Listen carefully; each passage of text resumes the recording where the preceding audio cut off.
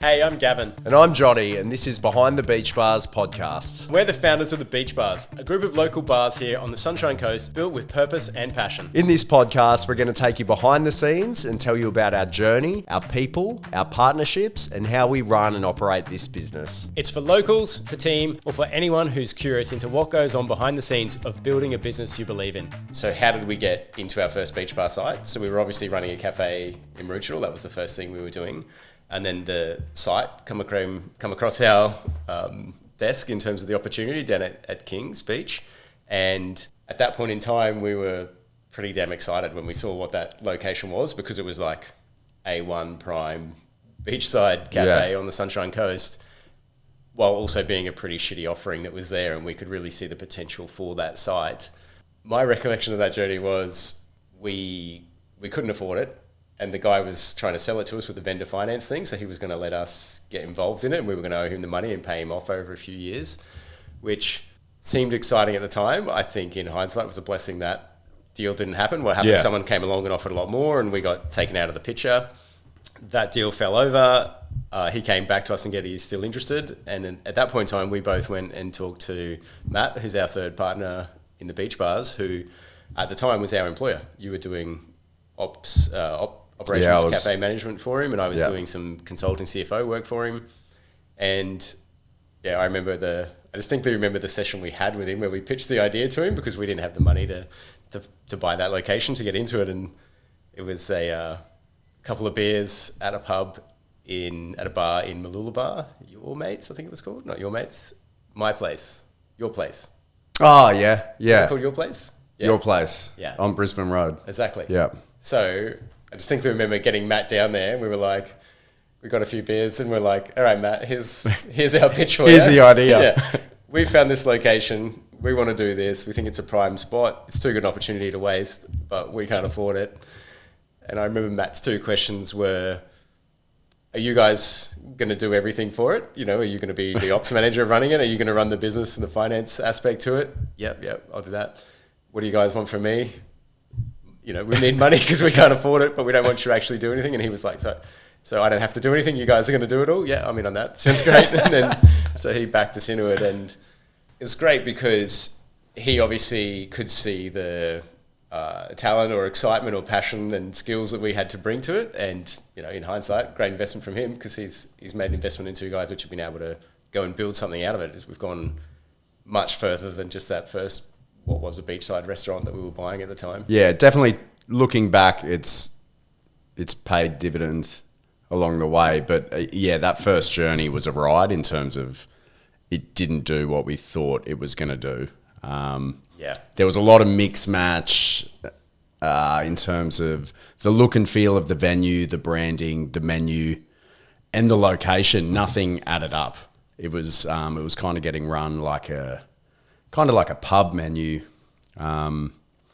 Everything was old and rusty, and it didn't feel nice. But we tried to just go in there and think that, okay, we'll revamp the menu and then people will come. And 6 months probably went by, and it was kind of just getting worse and worse. And we actually went in there on like the 12th or 15th of December, just in time for Christmas, and just got flogged for 2 months.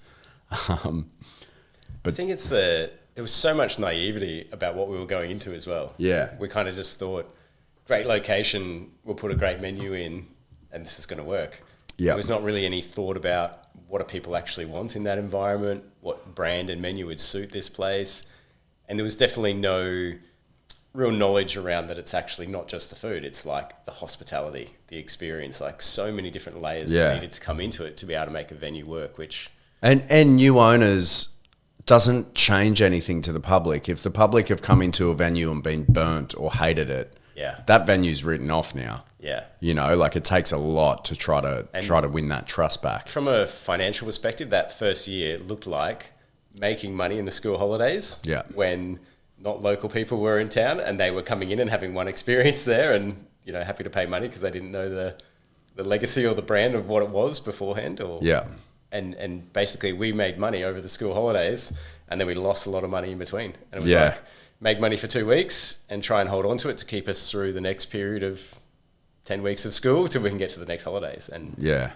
it was I can distinctly remember sitting there on a weekday during school term, and I was literally the only person in the place while next door was really busy. And Yeah. just like shaking your head It's like, pretty disheartening. what is going on? There's like full tables next door and there's literally nobody in here. And, you know, there were things online like, this brand sucks, or I've seen it's got new owners, whatever. And, you know, it wasn't. It felt like we were getting some movement, but it was such slow movement. So and I slow. think if we sat on that journey, we would have been bust at 12 months, 18 months. Yeah. And I remember 12 months in, a broker reached out to us, which then sort of got you and Matt starting to think, let's just check out. Let's get the money out. Yeah. Like, let's go. It didn't work how we thought. Yeah.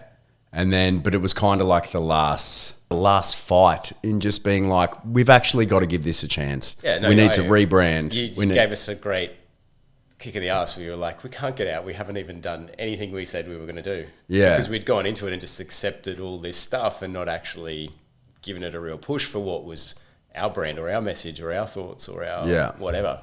And as well, the concept changed. So what we actually went in there to do, we realised in Kings Beach at the time, no one wanted to spend more than $25 or $30 on a main meal. And here we are thinking, we're going to get a hat, we're going to go high end, and it was never going to work. So I think I learnt a lot in terms of you got to give the people what they want. Yeah. It doesn't matter what you want to do. You got to find that balance of, yes, you want to put out food you're proud of, but it's also got to sell and it's got to be what people want. There was somewhere in that first year as well when we realised the high-end food wasn't working and we stripped it so hard. Like we went from the menu being high-end and everything it could be to just burgers. Do you remember that was the first thing? Yeah, it was like burgers, some fish and chips, let's just strip something all of this healthy down to like 5 things, and yeah, breakfast was working, but lunch, dinner were not working. Yeah. We had that complete strip back. It was almost like, let's strip this, burn this thing down, and then we'll slowly build back up again from there. Yeah. Yeah, I think we knew the rebrand had to happen. Yeah. That was where it was you, me and Matt. I remember we were sitting right at the back at King's and we were having a few beers and we were like, this isn't working. The name is fucking stupid and like all the problems it's causing. And we were like, what is the literal name? And we had that conversation of like... Yeah, it's like, where are we? Yeah, we were like, all right, we're in King's Beach. We want to be a beach bar. So we're King's Beach Bar. And then we were like... King's Beach Bar. King's Beach Bar. And then when I remember Matt was on his phone looking up the website domains and Instagrams, and it was like, King's Beach Bar is available. And we're like, how's that available? And that was the like, King's Beach Bar. But then we had that conversation where we were like, is it King's Beach Bar? Like a bar at King's Beach? Or is it King's Beach Bar? And we were going around in circles on the table. Which one is it? I don't think we ever resolved it. We're just like, it's just King's Beach Bar. Who cares? It's King's Beach Bar. Yeah. There was a lot of talk about King's being the brand. Yeah. Originally. Like if we went to another location, would it be King's Beach Bar? And it was... But it's like, no, but we're a beach bar. Yeah. Not King's Beach. And then yeah. We settled on it anyway. Did we? And we settled on King's Beach Bar. And that was it. We just had full focus then. It gave us an idea to work with. It gave Caitlin a lot in terms of the look and feel, how we wanted it to present when people It gave us an identity, but that actually resonated with us. Yeah. Like we've grown up on the coast, at the beach, surfing. We wanted to have a bar that represented us. Yeah. Like, and when you finally get that alignment between the brand and what you're doing and what's actually your personal values and interests and things, and all of a sudden that was the moment where we had that like, oh, this hit works of clarity. for us. This is us. And then that's kind of the turning point where growth basically started from. The journey really kicked off. And it helped dial in the menu as well. Everything on the menu now makes sense to a beach bar. Yeah. There's nothing really crazy out of the box because it's like a beach bar wouldn't do that. Yeah. And we were like, what kind of sections should it be? And that was when we got down to, it's just our favorites, because we were like, it's what's the food we like? And that was when we were like, yeah, you know, that food does evolve and change based on the seasons, but it's what are the things that we actually enjoy eating as well. Yeah. Like that's how. And even sectioning off the menu. So some people like a meal to themselves, other people like a bunch of share plates. So, I mean, it was called bar bites at the time. Now it's share plates. But our favourites are still stuck, and everything. Yeah, we'll still do 2 to 3 menu changes a year to coincide with the seasons and produce. But yeah, that stamp still remains after 8 years. So talk to me about that period where we were the beach bar. We started getting an identity. We'd refurbished the place. We were dialing in the menu a little bit, but it was still a long time between that and the second venue coming around. Like, what happened in that journey? COVID.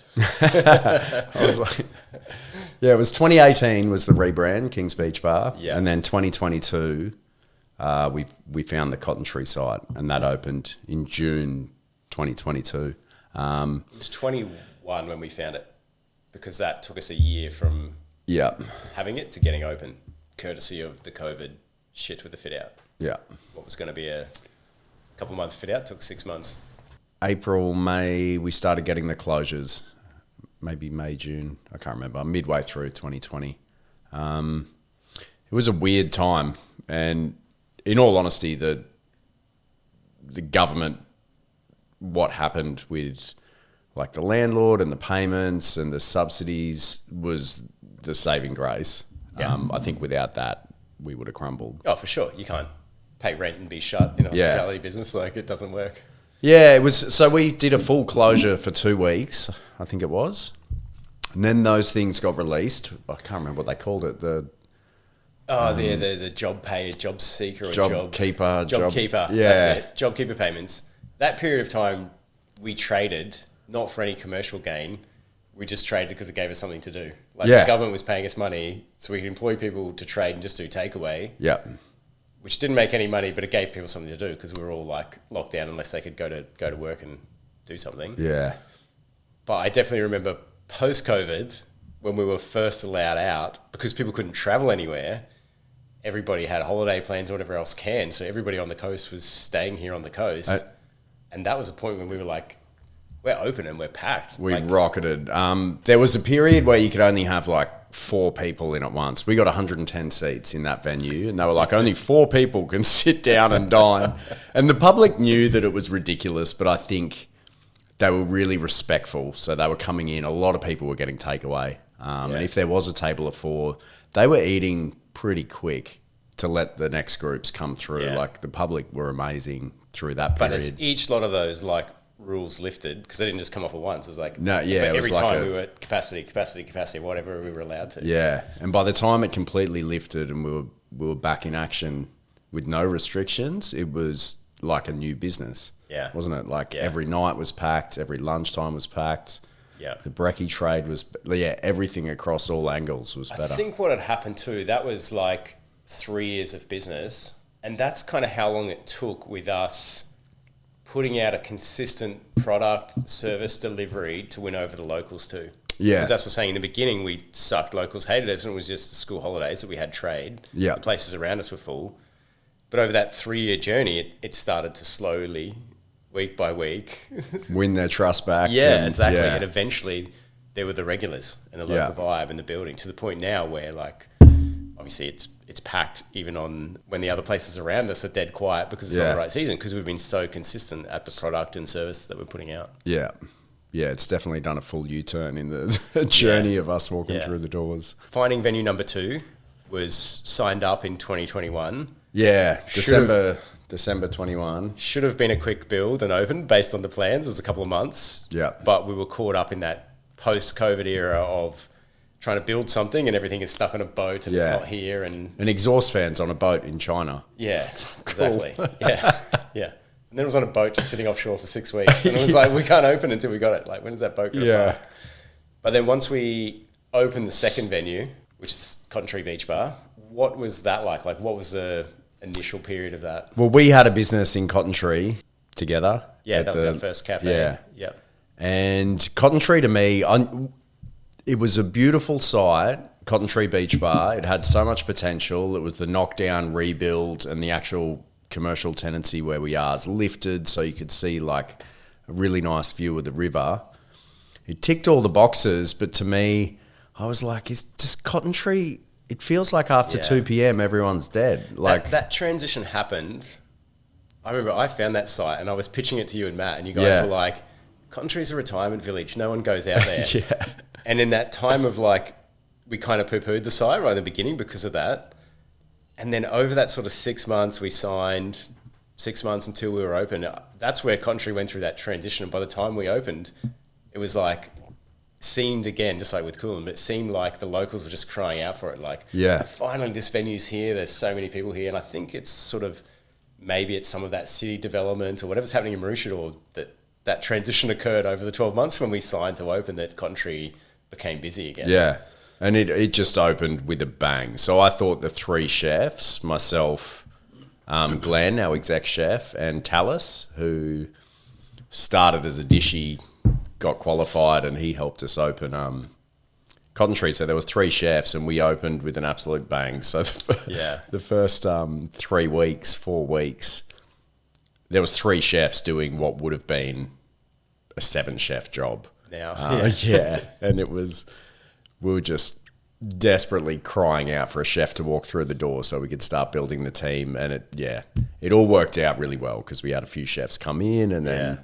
I got a really funny story from that. The first day we opened, which I came down at like 6 a.m. or whatever opening time was, and you were the chef that was on for the day, and the place was dead, right? It was the first day. We didn't tell anybody we were opening because we didn't know when it was going to happen because that code fit out. So we finally got the license, things happened, we could open. I turned up at 6 o'clock and Min was there as well. And you came out because there was no one there. You made the breakfast and then you came out and sat down and ate with us. And we like sat at a table and we're like, oh, we should probably put a notice up that we're open and get it out and that sort of stuff. And I was like, all right, mate, I'll be back here. I was up in Noosa for the day for work. I was like, I'll come back. I'll see you at 5 o'clock and see how it's going. Turned up at like 5 o'clock that afternoon. There was literally a lineup down the street of people trying to get in. Every seat was packed. People were standing there. And it was only because Caitlin was there. She's like, hey, come inside. I've got you a seat saved. And like we went in and it was just absolutely humming. Yeah. And just that moment of being like, oh, fuck, we nailed it. Like, it works. Like, I don't know if I was so confident. I was more like, thank fuck for that. Yeah. Yeah. But it definitely opened with a bang, right? Like, it was, and that was a real, but it was something interesting happened there with the brand too, that once we'd opened a second venue, we thought it was going to take some time for it to catch up to King's. It opened straight away as busier, if not even busier than King's Beach Bar.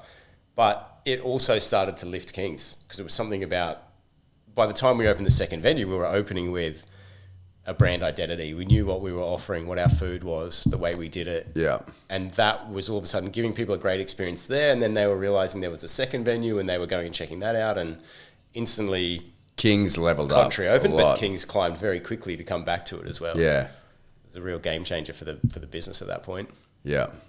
And it was great, like Cotton Tree opened with live music and we had that first 6 months of that glory period, and we've lost live music in the process of... Yeah, let's maybe save live music for a whole other podcast. Yeah, that's a whole podcast in itself. But we lost live music. And then it did dip after that 6 months, which could also be just new venue hype of everyone wanting to give a new venue a crack, and then it sort of levels out. Yeah.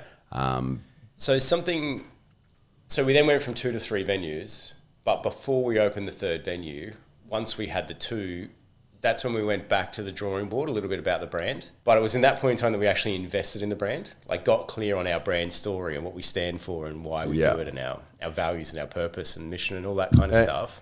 And it was definitely highlighted from the fact King's Beach Bar, King's is, 5 letters. Yeah. And Cotton Tree is a lot more. And so it always looked silly when you compared the King's Beach Bar logo to the Cotton Tree Beach Bar. And that's when, through the branding, the Beach Bar logo was formed. Yeah. It was also the brand. The brand story, the brand journey, all that stuff was formalized at that point in time. And I think by this stage, what had happened, because we'd been going for like 5 years or something by this point in time at least, the good thing with that branding that happened, it was a natural brand. It wasn't a let's invent a brand. It was like, okay, what is the brand story? Why are we here? What's the purpose? What are the values? The good thing was it wasn't like trying to create a brand. It was like we were just like formalizing what we had. And again, there's that like brand congruency to our story. And it was like, all right, what is this place about? And I was like, well, we grew up on the sunny coast. We love the sunny coast. We love certain elements of it, in particular, like the food culture, the surf culture, those kind of things. And that's what this business is about or stands for. So it was just a formalizing of that process and putting it down on paper.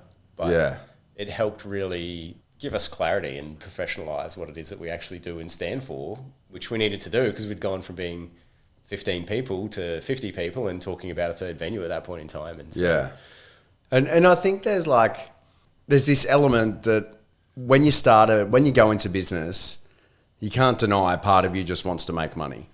Yeah. You know, like you want to be able to make more money than you could for working for someone else, but there's so much more to it in terms of building something that means something special, not makes you proud, your staff proud, your customers proud. And I think that's where building something uniquely Sunshine Coast really started to shine. Yeah, that's so true. I love that word proud because I distinctly remember the first year of owning Kings, before it was even called Kings Beach Bar. Yeah. I had a friend from WA visiting and messaged me, I'm in Caloundra, I'm going to go check out your place. And I was just like, oh God, no, don't. I was like so embarrassed. Not yet at that point in time. It was really embarrassing. Whereas now, that was one of the early things we wanted to aim for. And this happened with that conversation with you, me and Matt, where it's like, what do we want to be? And it's like, we want to be that place when somebody visits the Sunshine Coast, people recommend them to go there. Yeah. You'll have a Sunshine Coast experience. It's in an awesome place. It'll be really synonymous with the region. And that was where we talked about, like, what are those places, like Bistro C or the Boat Shed or these kind of places that are the places you recommend. We wanted to be so good at what we do that we were on that list of places. And that comes back to the, like, being Sunny Coast proud, but also dovetailed with well, let's make it about the Sunshine Coast. That's what this venue will be. Yeah.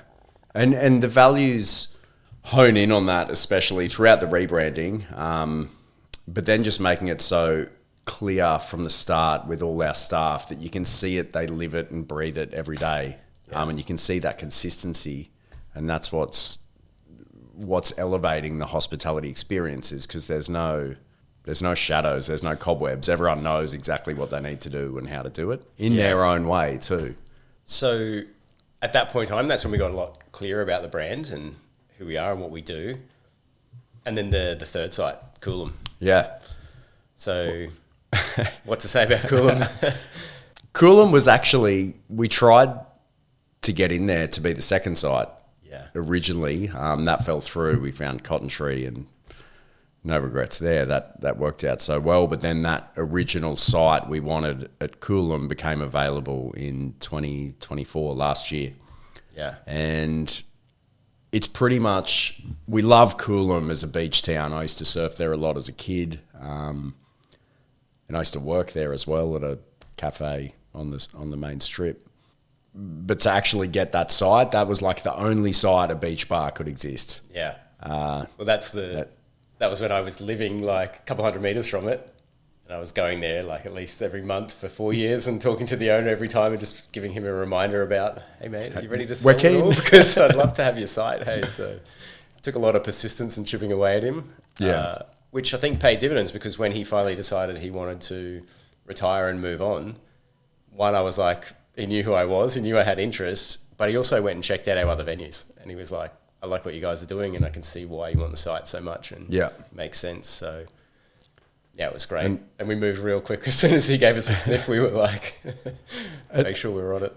Even a fit out, even though we know exactly what we need to do and how to do it, it never makes the process easy though. There's always, you can't plan for everything, and something went wrong, I felt like, every step of the way with Coolum. Yeah.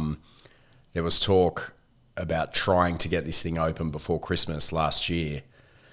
And then between plumbing approvals and liquor licenses, everything just felt like it was falling over, and we were losing weeks and 2 weeks and 3 weeks. And then all of a sudden, when was it? It was March or April. March. Yeah, so we were trying to get open early December, and it turned out to be March 3rd we finally opened. And that was a real similar story to how Cotton Tree opened. It was just a sign of, I think the busyness, you mean? Like the local... Yeah. Yeah. I mean, like Coolum resident, we were like crying out for it. We needed a venue like this in Coolum. Yeah. And there's not a lot of different offerings down there. Like, there's not a lot of offerings to begin with for how many people are living there. And you could really see that from day one. Everyone was just in full support of... Yeah, I mean, as a Coolum resident, I'm saying there's basically a pub, a surf club, or 3 or 4 niche offerings, as in the Thai, the Indian, the Greek. Yeah, a few there's cafes only so many times well. you want to have that. So Yeah. it was a market that needed what we have to offer. Yeah. And it was just a perfect brand fit in terms of who we are, what we do, that community, that location. And the offering as well, like from, you know, the 3 venues are now 6:30 till 9 p.m, which is reflective of the Sunny Coast lifestyle, sort of early awake, early to bed, which I love because nothing good happens after 9 p.m. anyway, so I'm happy to close then. And that's not who we are anyway. Yeah, and I think opening that 3rd venue was such a great moment for us to realise, like, and reflect on the journey. And that was when we realised, we started this with a shitty place at King's with 15 people. Yeah. We're now 3 venues with 100 people. And like the brand, the life, the whatever has changed so much across that journey.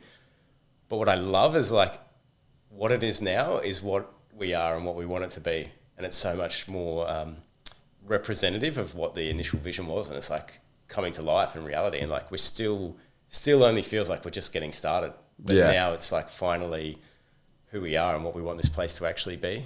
Yeah. I still have some pinch me moments, and I got one at the staff party where we had it this year. We had the 3 venues together. And as soon as I got up to talk, I sort of raised myself up on a seat a little bit to kind of see everyone.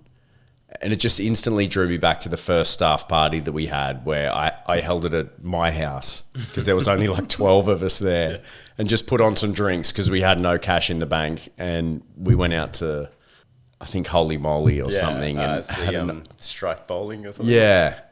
And that was the first staff party. It was so small that, you know, you could have it in your living room. And then this one, I'm like looking out at a sea of 100 people like, how the fuck did this happen? Yeah. Yeah, that was such a nice scene.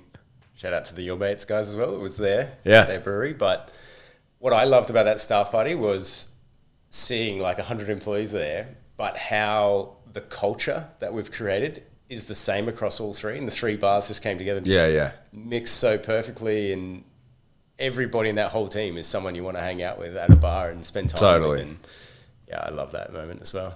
Yeah, there's running traits and personalities throughout everyone. Our vision is to be the most, or one of the most iconic Sunshine Coast venues, hospitality venues. Go with the most, it was good. The most. And I think we're definitely on our way to becoming that. And with the values, it's just so ingrained. It's not values that just live on a wall that no one gives a shit about. Like we live it and breathe it, and we make it clear from day one on the onboarding and in our weekly coaching and venue manager meetings, head chef meetings. Like they're really well known. So it's joy, passion, legacy, and loyalty. And for me in hospitality, joy and passion just work hand in hand because you can have just the most fun shifts. Even though it's busy, it makes it so much easier when you're having fun and doing it well. And passion is something that's like you can be the most technically gifted chef in the world, but if you don't love what you're doing, you're going to taste it. You're going to see it. You know, like you need to back it up with being passionate. And loyalty and legacy. Loyalty comes from just building a team that want to be there, and we're a people first business. Like we focus so heavily on our staff. And that's what builds that loyalty with us, and obviously loyalty with customers. You want to be able to keep serving them right and well, that builds the loyalty with them. But then I think in business, you want to build something you're proud of that lasts for years and years, and that's building the legacy we want. So an extension of that, like forward looking, where are we going? What comes next? See, I think it's, you obviously see the progression, 1, 2, 3, more venues coming. I think it's now at this point, our next step, or what we're really like driven by, is nailing the purpose, what we're setting out to do. Like we've built this thing, we've got a great team. but we really want to take it to the next level in terms of delivering on what it is that we're setting out to do, which is building this like most iconic Sunshine Coast venue, which is something we're incredibly proud of. Does amazing things for so many people, from our own internal team to all the things we're supporting around us, and really making sure that, we're basically nailing on the purpose or the mission of this business, what it's setting out to do. And we're doing that, but we also have like great plans of like how we're going to do that over the next couple of years. And that really excites me in terms of the building something we're proud of and the impact it's making on the local community. A further thing to what's next, like there could be another beach bar. There could be 2 or 3 more. I think it's so site related. It has to be a perfect site for another beach bar to exist. But I think we're all open to something else happening too. It might be something completely different, but the same team executing it. Yeah. But I mean, with Coolum just opening this year, I'm pretty happy to just sit still for a second. But open to anything, open to growth for sure. Yeah, absolutely. Yeah. Exciting times. If you enjoyed this episode, be sure to share it with a friend. And follow us on socials.